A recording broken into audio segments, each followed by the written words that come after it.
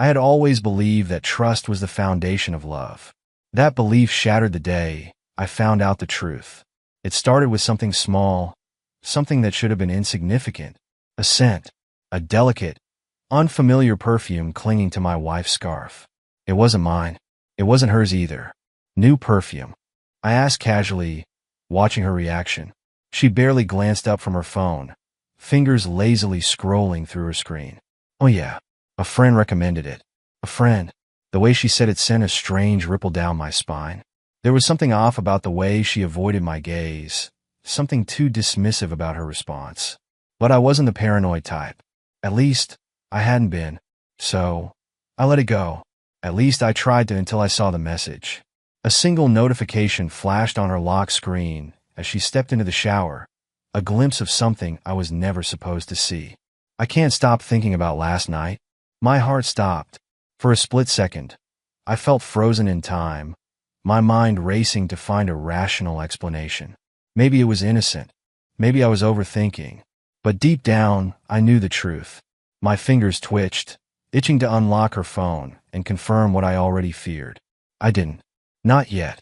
Instead, I forced a smile when she returned. I kissed her cheek like always, whispered, "I love you," and tucked this quiet, festering suspicion into the back of my mind. I needed proof. For weeks, I watched her, observed her, took note of the changes I had been too blind to see before. She started dressing differently, putting extra effort into her appearance even when she claimed she was just running errands. Her perfume was stronger, more expensive. She lingered on her phone, smiling at messages I never got to see. Her work hours suddenly became unpredictable. "My boss keeps me late," she'd say, stepping out the door with a brief, distracted kiss. But I wasn't stupid. One evening, after yet another excuse, I did something I never imagined myself doing. I followed her. She didn't go to the office. She went to a high-end hotel. I didn't confront her. Not yet. Instead, I watched from across the street as she walked inside, her posture relaxed, familiar. She had been here before. She knew exactly where she was going. She wasn't meeting a friend. She was meeting him. A tall man in a sharp black suit was waiting for her near the elevators. He smiled, a knowing kind of smile, before placing a hand on her waist and guiding her inside. The elevator doors slid shut, and just like that, my world collapsed. The moment they disappeared, my body felt like it was on fire. A mixture of anger, betrayal, and something dangerously close to grief burned in my veins. I wanted to storm in, to rip those elevator doors open and demand the truth. But I forced myself to breathe, to think. Rage wouldn't help me. Not yet. Instead, I walked inside, my hands shaking as I approached the front desk. "Excuse me," I said, forcing my voice to stay level. "I believe my wife checked in earlier. Could you tell me which room?" The receptionist barely glanced at me. "I'm sorry, sir, but we can't disclose guest information." "Of course." I turned away, jaw clenched so hard it ached. It didn't matter. I already knew enough. Now, I just needed a plan. From that day forward, I lived a double life, just like she did. I still kissed her goodbye every morning. Still smiled when she came home late, claiming exhaustion. Still let her curl up beside me in bed, as though she hadn't just spent hours in another man's arms. But every lie she told, every excuse she made, only strengthened my resolve. She thought she was untouchable. She thought I was clueless. She was wrong. Very, very wrong. I installed a tracking app on her phone. Illegal? Maybe. Necessary? Absolutely. The first time it pinged, I wasn't surprised. She was back at the hotel. But the second time, she wasn't at the hotel. She was somewhere worse. Somewhere I never expected. Her location led me to a house in an upscale neighborhood. A private residence. I parked down the street, heart pounding as I waited. An hour passed before I saw her. She stepped out of the front door, laughing, relaxed. At home, the man followed. Same suit, same smug smile. He kissed her, and she let him. She wasn't just cheating. She was living a double life. I did my research. His name was Daniel Carter. CEO. Wealthy. Influential. Married. Yes, married. The perfect irony. And his wife? A woman who deserved to know the truth. I sent her an anonymous message. Your husband is having an affair. Meet me if you want proof. I didn't expect her to respond, but she did. And when we met, the look in her eyes told me she already suspected the truth. She just needed confirmation. She followed me to the hotel, and there, together, we watched as our spouses betrayed us. Hand in hand, laughing, kissing, disappearing behind closed doors. Her fingers trembled, clutching the photos I had printed. They deserve to pay, she whispered. I nodded. Oh, they will? And so, the real game began. The weight of what we had witnessed settled between us like a storm cloud. Daniel's wife, Isabella, gripped the photos so tightly that the edges curled in her trembling hands. I knew something was wrong, she whispered, eyes locked on the image of her husband and my wife wrapped in each other's arms. But I told myself I was imagining things. I exhaled slowly, my jaw tightening. They think they've won. They think we're blind. Her gaze met mine, something dark flickering behind her normally soft expression. Then let's show them just how wrong they are. For the first time that night, I smiled. I had spent weeks collecting proof, messages, receipts, photos. Isabella added her own evidence to the pile, making it undeniable. We had everything we needed, but simply exposing them wasn't enough. We wanted them to feel the weight of their own betrayal before the world found out. We wanted them to suffer. Step 1. Let them believe they are safe. Neither Isabella nor I confronted them. Instead, we played our roles perfectly. I still kissed my wife goodnight. Isabella still greeted her husband at the door with a smile. We let them think we were blissfully ignorant, while behind the scenes, we prepared to destroy them. My wife, Sophia, didn't notice the way my touch had grown colder. Daniel didn't question why Isabella was suddenly more affectionate. They were too consumed by their own lies, too caught up in their stolen moments to see the world shifting beneath them. And then we struck. I invited Daniel and Isabella over for dinner. A double date. Sophia was ecstatic, too eager to impress. I watched her flutter around the kitchen, a perfect wife playing a perfect role. If only she knew the stage was set for her downfall. The dinner started pleasantly enough, small talk, laughter, but Isabella and I shared a look across the table. It was time. I set down my glass, leveling my gaze at Sophia. So, tell me, love, I said casually, swirling the wine in my glass. How was your weekend? You seem busy. She blinked, caught off guard. Oh, just working errands. I smiled, slow and knowing. That's funny. I could have sworn I saw you at the Rosewood Hotel. The color drained from her face. Across the table, Daniel's grip on his fork tightened. The trap was closing. Sophia forced a laugh. That's ridiculous. Why would I be at a hotel? Isabella leaned forward, her voice smooth. That's a good question, actually. Why would you be at a hotel, Daniel? His head snapped up, eyes narrowing. What are you implying? I took a slow sip of my wine. Oh, we're not implying anything. We're stating facts. Silence. A deep, suffocating silence. Then, Isabella slid a folder across the table. Open it, she whispered. Sophia hesitated, but her shaking fingers reached for the folder. Inside, there were photos, dozens of them. Her and Daniel, holding hands, kissing, entering hotel rooms. Every lie she had told, staring back at her in black and white. Her breath hitched. Daniel's face twisted with anger, not at being caught, but at losing control.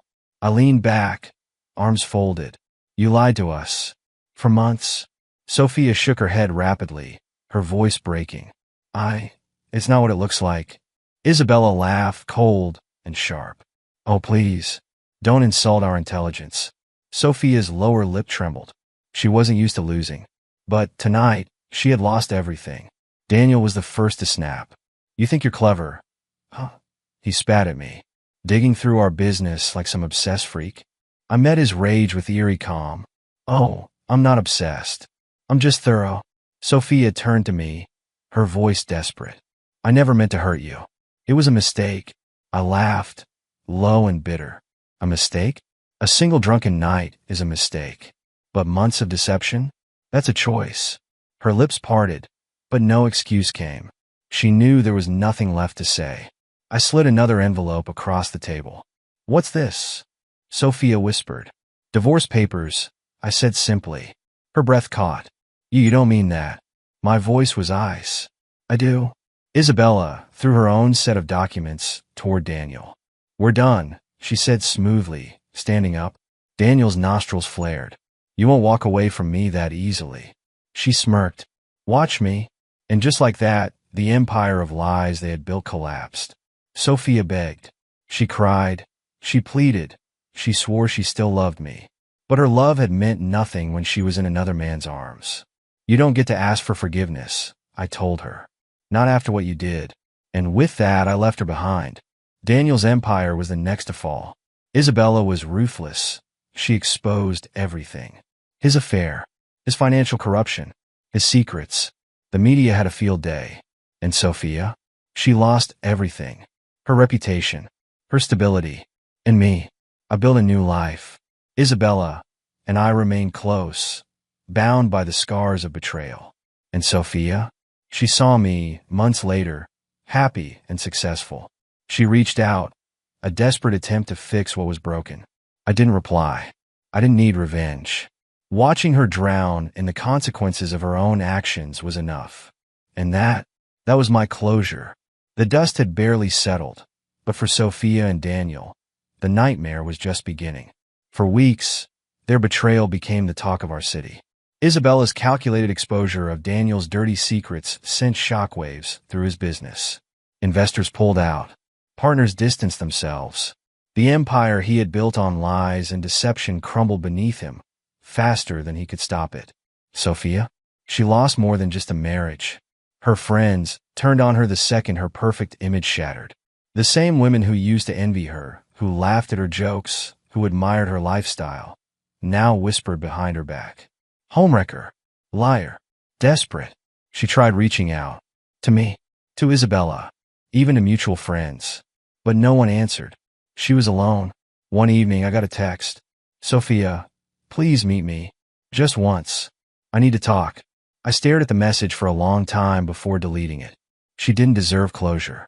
She didn't deserve the chance to rewrite history, to play the victim in the disaster she created.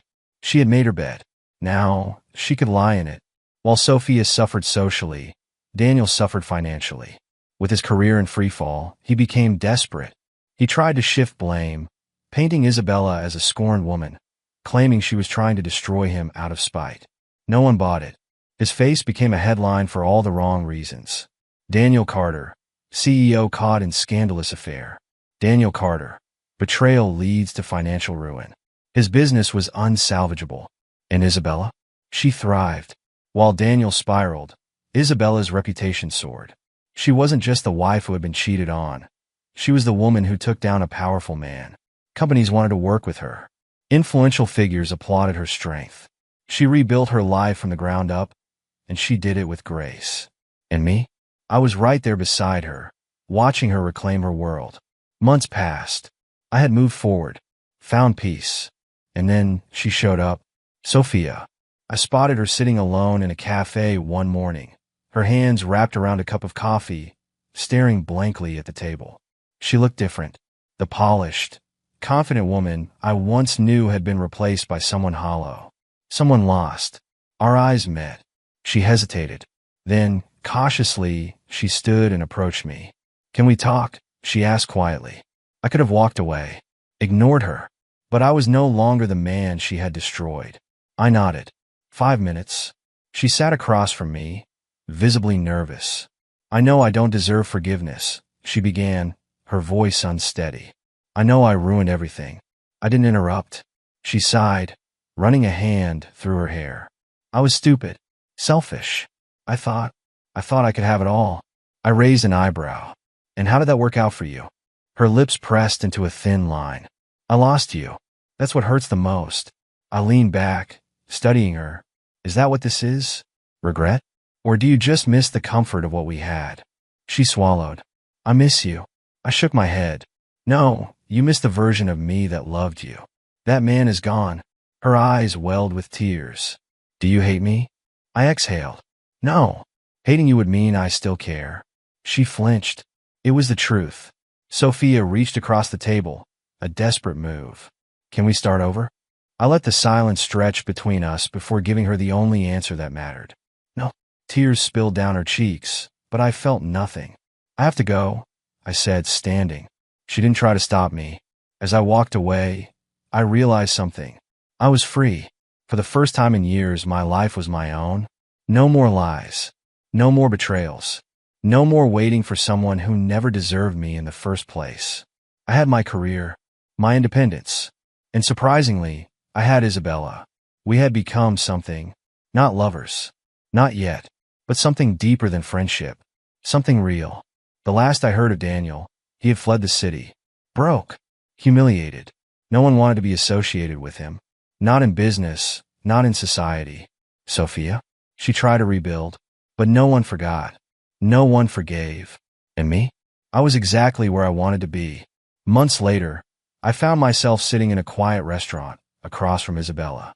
She studied me, a small smile on her lips. Do you ever think about them? I shrugged. Not really. Her smile grew. Me neither. She raised her glass. To new beginnings? I clinked my glass against hers. To finally getting what we deserve. And just like that, we turned the page. Life moved forward, unburdened by the shadows of betrayal. Isabella and I weren't in a rush to define our relationship, but there was an unspoken understanding between us. We had both been burned. We had both survived. Now we were building something new. Meanwhile, Sophia was struggling. She had lost her reputation, her stability, and the high society life she clung to so desperately. I heard whispers of her desperation, her attempts to reinvent herself, but she couldn't escape her past. Daniel had vanished completely, a ghost of his former self. Everything was as it should be. One day, I received a letter. No sender. Just my name. Curious, I opened it. It was from Sophia. I know I don't deserve anything from you, but I need you to know. I never loved him. Not the way I loved you. I crumpled the paper and threw it away. Love? Love wasn't betrayal wrapped in excuses. Love wasn't lies whispered behind closed doors. She was delusional if she thought those words meant anything. With Sophia and Daniel fading into irrelevance, Isabella and I finally had room to breathe. It was different with her. There were no games, no power struggles, no manipulation. We just existed together, and for the first time in a long time, I understood what it meant to be with someone who saw me for who I truly was. We started going on late-night walks, laughing over cheap takeout, enjoying life without pretense. It wasn't rushed. It wasn't forced. It was real. One evening, while closing up my restaurant, I spotted her outside. Sophia. She was standing under a streetlight, staring at the window, as if debating whether to come inside. She looked lost. For a moment, our eyes met, but I didn't give her the satisfaction of a reaction. I simply turned off the lights and walked away. She no longer had a place in my world. While Sophia wandered aimlessly, Daniel tried one last desperate move. He had nothing left, no company, no reputation, no money. So, he tried to drag Isabella down with him. One morning, a scandalous article surfaced. It was full of lies, claims that Isabella had been the one cheating, that she had used their divorce to steal his wealth.